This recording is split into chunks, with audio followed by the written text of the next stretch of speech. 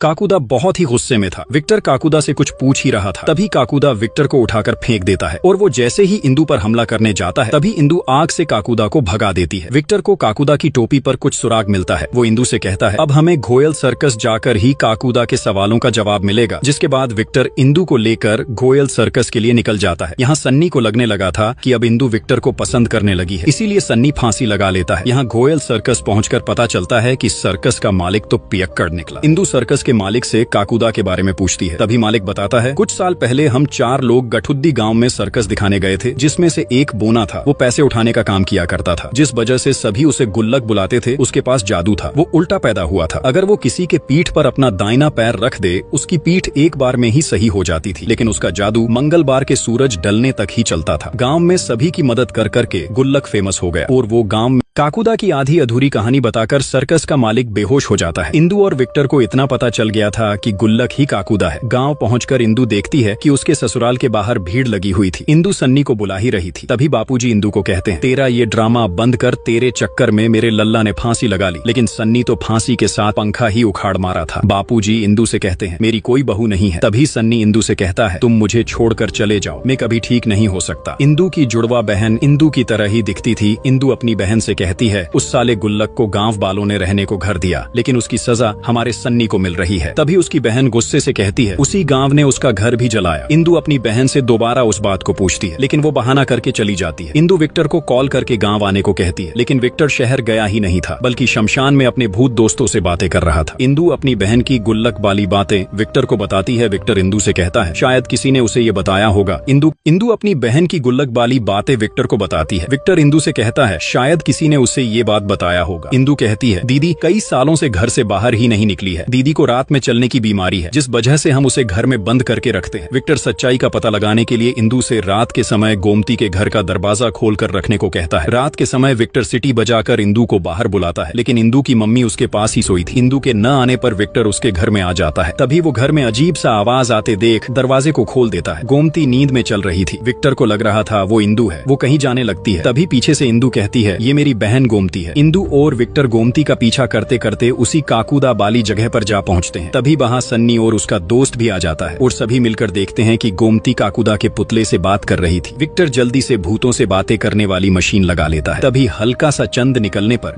Victor और इंदु देखते हैं कि गोमती काकुदा के पुतले से बात कर रही थी। तभी हल्का सा चांद निकलने पर गोमती बेहोश हो जाती है और काकुदा का पुतला जिंदा हो जाता है। विक्टर काकुदा को जलाने की धमकी देते हुए कुछ पूछ ही रहा था, तभी सन्नी का दोस्त लाइटर लेकर काकुदा को जला देता है। तभी उसमें से काकुदा का भूत निकलता है और वो गुस्से से जमीन पर लात मारता है, जिससे जमीन फट जाती है। तभी इंदु काकुदा से कहती है हमें काला मंडी घोयल ने भेजा है, वो जानना चाहते हैं आपका घर किसने जलाया। ये सुनते ही काकुदा गायब हो जाता है। तभी अजीब तरीके से गोमती खड़ी होती है, उसमें काकुदा की आत्मा आ गई थी। काकुदा अपनी कहानी बताते हुए कहता है गाँव में सभी मुझसे प्यार करते थे, सिर्फ गुगु पहलवान को छोड़कर, वो भी सभी की पीठ ठीक किया करता था। जलन के चलते वो मुझे गाँव से निकाल नहीं पाया तो उसने गंगा का फायदा लिया। एक दिन जब मैं एक विधवा औरत की पीठ ठीक करने गया था, तभी गांव वालों ने मेरे और गंगा के रिश्ते को गलत नाम दिया और गुगु के लोगों ने मेरी झोपड़ी जला दी। मैंने रथौड़ी के हर घर का दरवाजा खटखटाया, लेकिन किसी ने नहीं खोला।